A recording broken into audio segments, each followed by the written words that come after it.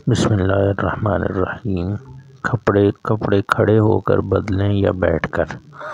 محترم سامعین، بر صغیر پاک و ہند میں اور خصوصاً پاکستان میں کچھ ایسی خرافات معاشرے میں عام ہیں کہ سن کر ہنسی آتی ہے۔ ان لوگوں پر جو ان خرافات پر یقین رکھتے ہیں، انہی غلط مشہور ہونے والی چیزوں میں سے ایک یہ بھی ہے کہ کچھ لوگوں کا ماننا ہے کھڑے ہو کر کپڑے بدلنے سے دعا قبول نہیں ہوتی۔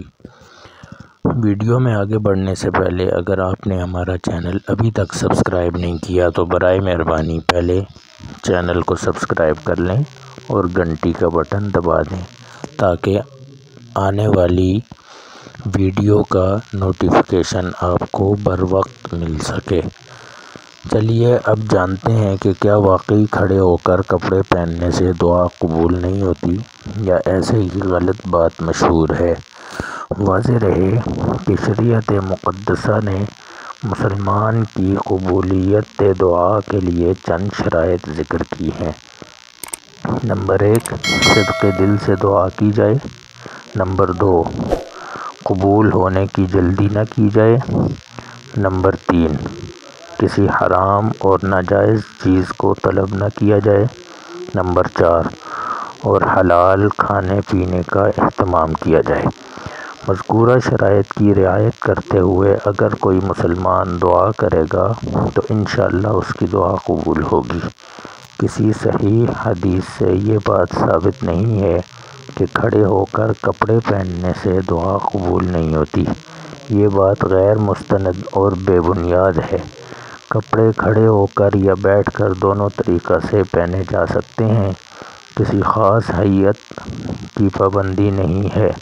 بہر دو صورت سطر چھپانے کا اہتمام کیا جائے، یعنی اگر قمیض پہن لی گئی ہو تو شلوار کھڑے ہو کر پہن سکتا ہے، اگر قمیض نہیں پہنی تو بیٹھ کر شلوار پہن لی جائے، کیونکہ یہ زیادہ استر سطر پوشی کی حالت ہے۔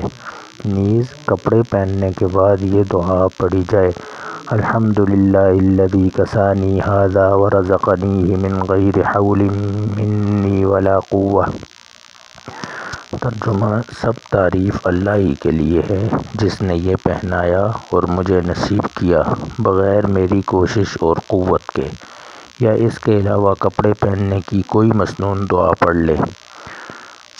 مشکوٰۃ المصابیح میں ہے: ومن لبس ثوبا فقال الحمدللہ الذی کسانی ھذا ورزقنیہ من غیر حول منی ولا قوۃ غفر لہ ما تقدم من ذنبہ وما تأخر۔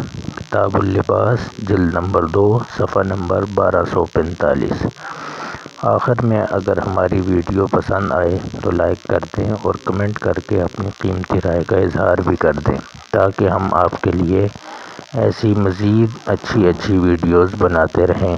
شکریہ۔ ملتے ہیں اگلی ویڈیو میں۔ اپنا خیال رکھیے گا۔ اللہ حافظ۔